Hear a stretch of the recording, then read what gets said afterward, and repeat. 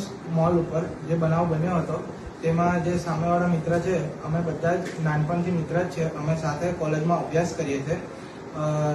જે તે દિવસે આ ઘટના બની તે દિવસે એમને અમે અમારી જગ્યા ઓફિસ પર બોલાવેલા હતા અને નાની મોટી બાબતે મિસઅન્ડરસ્ટેન્ડિંગ થતા તો હાથ મારીને અમારા વચ્ચે અંદર ઝઘડો થઈ ગયો.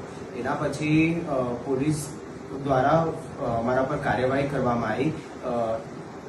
અટકાયતી પગલાં લેવામાં આવ્યા, જેમાં અમે પોલીસે પૂરેપૂરું કોઓપરેટ કર્યું અને પોલીસ દ્વારા અમને કાયદાનું ભાન કરાવવામાં આવ્યું અને અમે અમારાથી જે કંઈ કૃત્ય થયું છે એને પર અમે અમારી ભૂલ માનીએ છીએ અને આગળ આવું કંઈ થાય નહીં એની અમે બાંયધરી આપીએ છીએ.